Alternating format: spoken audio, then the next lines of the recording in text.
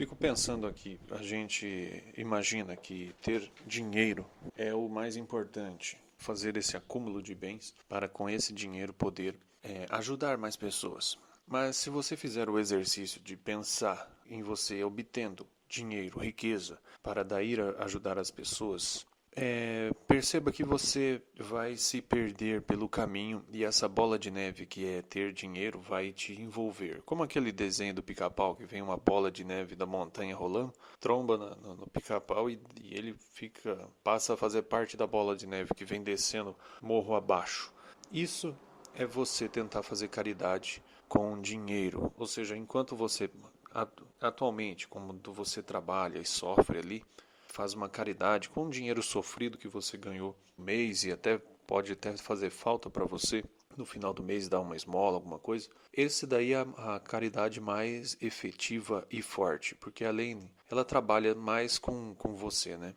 E se você tiver dinheiro, muito dinheiro, a caridade ela vai deixar de ser frutuosa. Por quê? Porque você vai acabar criando ou entrando em organizações filantrópicas e sem o devido conhecimento, né? A gente está vivendo uma época de obscurantismo, ou seja, que é não ter os olhos para o estudo, para o conhecimento, para as virtudes, e sim ter os olhos para a ignorância.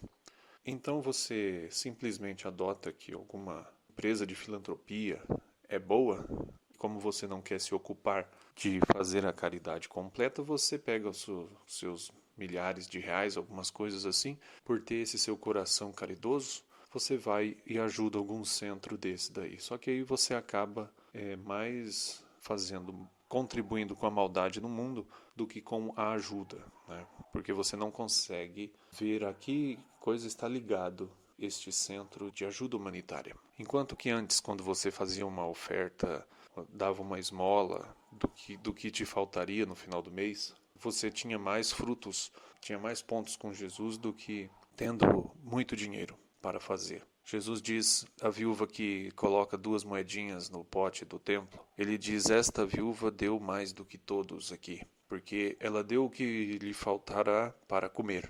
E é justo isso a caridade, né? A caridade você tira aquele tempo, se destelhou a casa de alguém, você tira aquela tarde do seu dia, você arranca de você um tempo que você poderia gastar com outra coisa e vai ajudar um de seus irmãos. Esse tempo que você gastou, despendeu ali, não tem como você recuperar ele. Então ele virou uma caridade perfeita. Mas o que eu queria alertar para esse áudio aqui é que se você fizer o exercício de imaginar ganhando bastante dinheiro e pedir, às vezes você até reza: Jesus, me ajude a ganhar muito dinheiro para que eu possa ajudar mais pessoas. Faça esse exercício, digamos que Jesus abençoe seu pedido e te dê muito dinheiro. O que vai correr o risco de acontecer com você? Vai acontecer o risco de você servir ao dinheiro, porque Deus mesmo, Jesus já falou na Bíblia: o homem não tem como servir a dois senhores, ou amará um e odiará o outro. O homem não tem como servir a Deus e ao dinheiro. Nessa comparação, Jesus poderia ter usado outros termos: servir a Deus e ao diabo, né? Servir a Deus e a Baal, que era um deus lá do Antigo Testamento, tem até hoje. Mas ele usou o dinheiro, né? Como Jesus é sempre acertado, o dinheiro é, hoje, na nossa sociedade, o que faz frente com Deus, né? Se a pessoa tem dinheiro, ela não precisa de Deus. Esse é o raciocínio, né? E esse é um raciocínio mais comum entre pessoas que têm bastante dinheiro. Porém, a gente pode ver também as histórias de pessoas que eram pobres e ganharam muito dinheiro.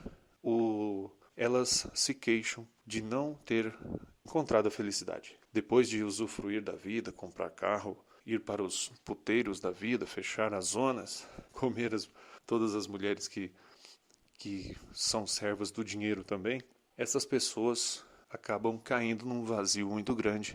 E a gente vê aí por aí o suicídio, né? Suicídio muito comum entre pessoas ricas. Porém, infelizmente, né, como também o ateísmo tem crescido, o ateísmo afasta essas pessoas de Deus. Então, o que poderia salvar elas da arapuca que elas entraram, confiando que com dinheiro elas poderiam ser felizes e ajudar outras pessoas, elas também fecham essa porta, porque o mundo moderno consegue, com suas vaidades, as suas coisas, tirar Deus da jogada. Por um acaso, existem três lados na briga entre o bem e o mal? De um lado Deus, de um lado o demônio. São dois lados na briga entre o bem e o mal sempre. Mas parece que, para algumas pessoas, existe um terceiro lado. O lado em que você não precisa ficar do lado de nenhum dos dois. Porém, nesse momento, quando você escolhe não ficar do lado de nenhum dos dois, você vai ficar do lado do mal. Este áudio que você está ouvindo, podcast, eu vou chamar de podcast, ele é notas, praticamente notas da minha semana. Então, aparecerão várias ideias desconectas umas das outras. Porém, eu vou procurar, cada ideia que eu colocar ela de forma completa, né? Começo, meio e fim. Então é isso aí. Vamos lá. Estou lendo aqui um livro da coleção que a gente comprou de Sherlock Holmes, o volume 1.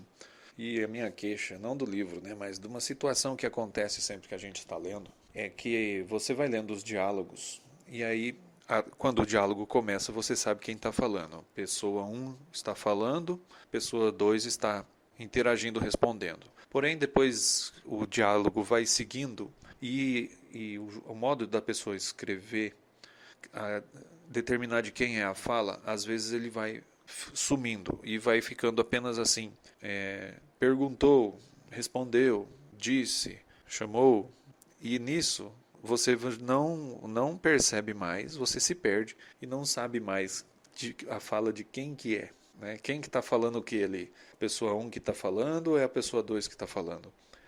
E aí o triste é depois de um tempo de leitura lá na frente, o escritor pega e coloca a Sherlock Holmes respondeu. Aí você descobre que você estava interpretando a fala do Sherlock Holmes, colocando ela na boca do outro personagem que está contracenando com ele. É isso que é meio triste. Na Bíblia, na escrita da Bíblia, algo interessante é que na Bíblia ela não deixa margem para dúvida, né? Porém ela faz um outro formato. Você vai reparar que sempre tem Jesus disse, Pedro disse, Jesus então falou. Todas as falas são pontuadas com quem está falando, né? Isso talvez para uma leitura de um livro pode dar uma enrijecida na leitura, né? Mas pelo menos é uma solução interessante, você não se perderia em quem de fato está falando num livro narrativo, né? Eu preferiria que fosse desse jeito.